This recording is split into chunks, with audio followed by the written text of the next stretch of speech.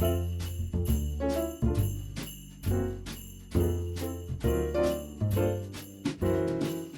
that we've looked at the electron configurations and quantum numbers, we're going to now figure out how they actually relate to each other. So quantum numbers, as we said, are just a more in-depth look at the electrons of a given atom. So what I have here are the quantum numbers for each of the 6 electrons in carbon, and then on this side, I just have the electron configuration of those 6 electrons. So how this is going to work is, let's talk about the first electron in carbon. So here's the first electron in the quantum numbers, and then here's the first quantum number in the electron configuration. So in the quantum numbers, the first shell has a n equals 1 value, which makes sense because we are in the first shell. Moving on into the L value, or the subshell, we have a L value of 0, which makes sense because S has a L value of 0. M sub L is actually going to be the magnetic quantum number, and we can't easily distinguish that on the electron configuration. So that's one of the places that the quantum numbers really shine relative to the electron configuration.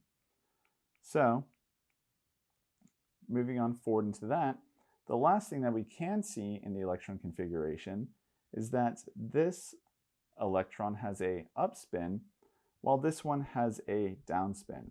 So if you will notice, for both of the electrons in the 1s orbital, they both have an n value of 1 because they're both in the first shell. They are both in an s subshell. Can't tell, but they both also have a value of 0. The only difference is this one is going up while this one is going down. We can do the same thing for the second ones. So here is the third electron in carbon, and that is going to be in the 2s shell. So now we are in the second shell. So we have an n value of 2. We are still in an s subshell, so we have a L value of 0, and we have an upspin, so we are positive 1/2. This can be repeated for the fourth electron, but let's get into the 5th and 6th here. So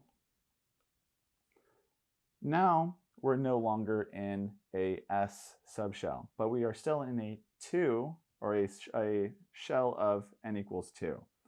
So because of that, we will still have this value of 2 here for both of these electrons, but now instead of having an L value of 0, we now have a L value of 1 because this is now a p subshell.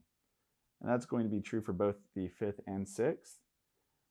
We won't be able to determine anything about the M sub L from the electron configuration, but the one thing that is kind of important to note here is that both of these electrons get an upspin, or they're both pointing upwards. So because of that, even though we have this repeating pattern of plus half, minus half, plus half, minus half, both of these electrons will have a upspin, or they both have a positive M sub S value of plus 1/2. So that's really just the quick breakdown of how they're related. Let's now just get into some quick practice problems over this entire chapter, because this is probably going to be one of the longer ones. So, which of the following is the noble gas configuration for aluminum?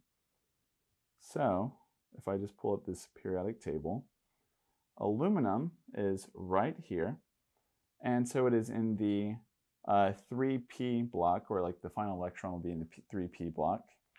And it has a previous noble gas of neon. So that will be our shorthand approach. We know that we will be neon and then something else.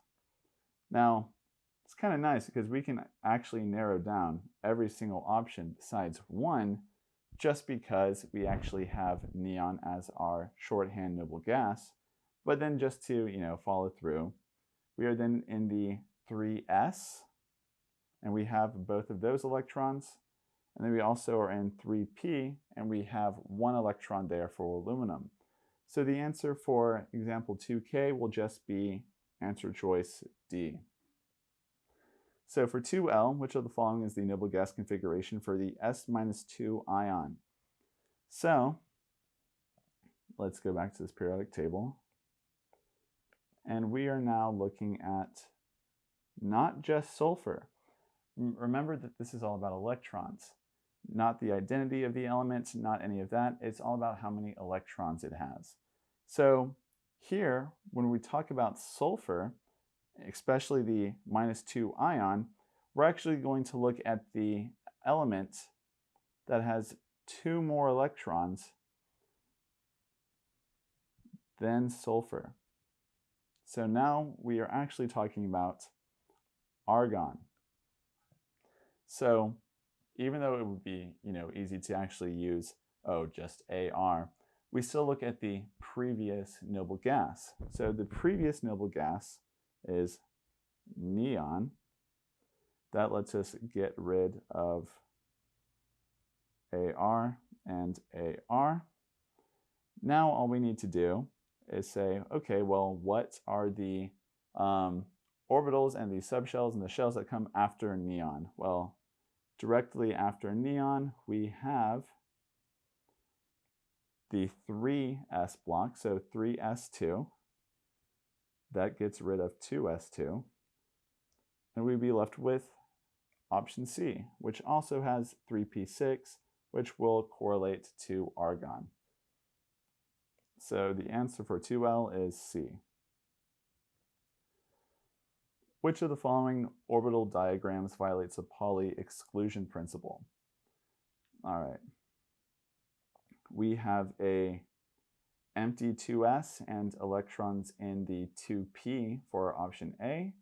That violates the Aufbau principle, but not the Pauli. B has actually nothing wrong with it. B is good to go. But hey, we're not looking for the correct orbital diagram. Option C, we have 2 electrons that are both pointing upwards in the same orbital. That is the Pauli exclusion. So C is a good bet. And then D doesn't have a filled third orbital of 2p, even though we have 4 electrons. So that violates Hund's, but not Pauli. So 2m is C. Which of the following represents the quantum numbers for the 7th electron in nitrogen? So for nitrogen, and specifically the 7th electron, I'm going to go slightly up until we get here. So, wait, actually not here, over here. So carbon is just the element before nitrogen. It has 6 electrons.